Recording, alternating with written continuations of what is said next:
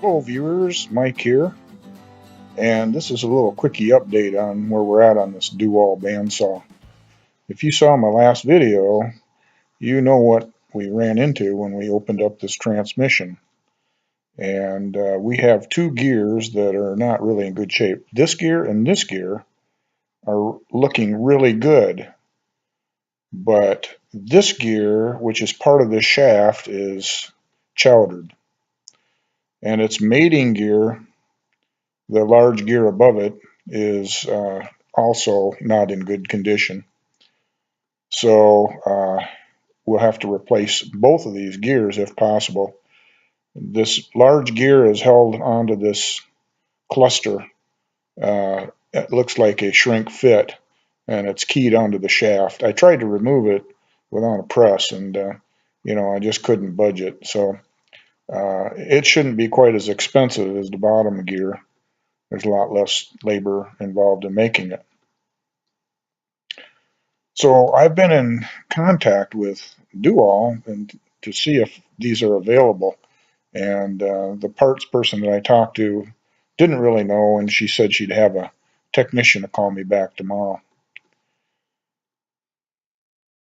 Well, replacing these gears would be my first choice, but there are a couple other options if that's not possible. A second option that I could pursue would be to find some generic powertrain transmission, or possibly a transmission off another bandsaw manufacturer as part list, that I could adapt to fit in this Doall. So we could follow up on that.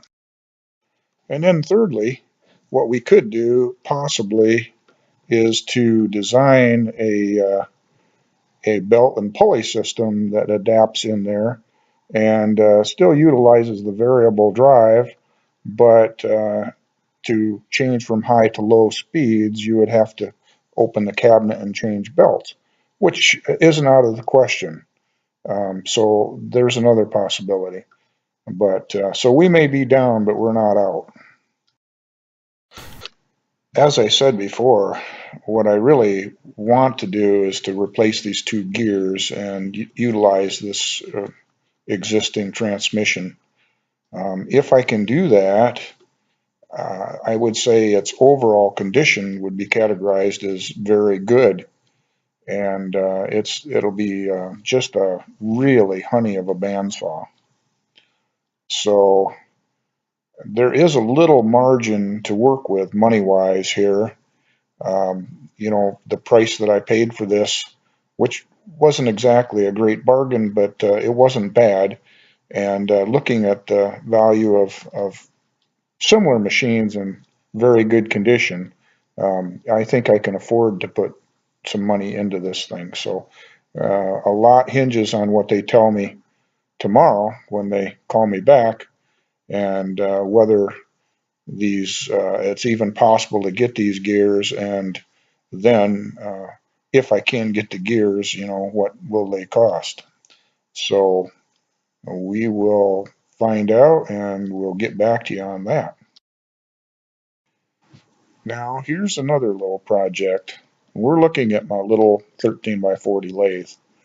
And here's the story that goes with it. Is I get a call from a fellow the other day who has a John Deere 2010 row crop utility, and he's got a hydraulic problem.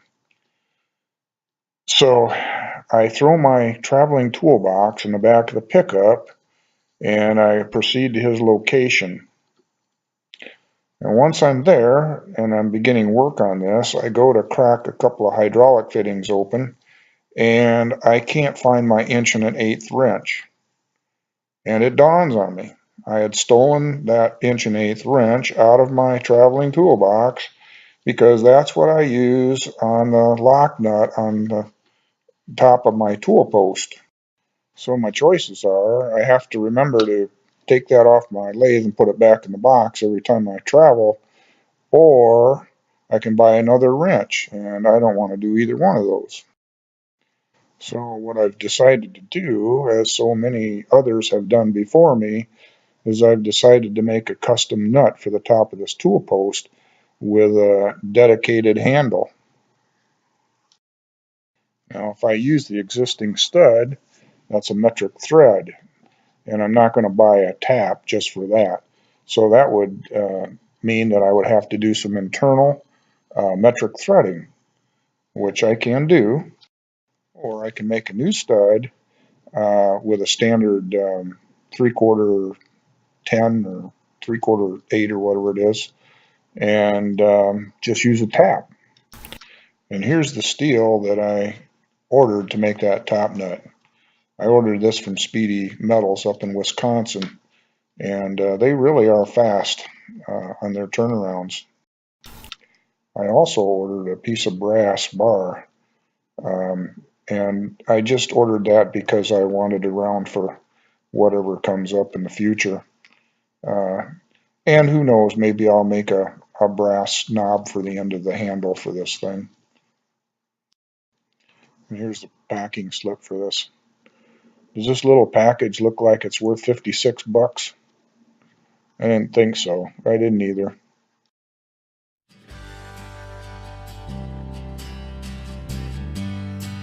You need to be Houdini to get into this thing.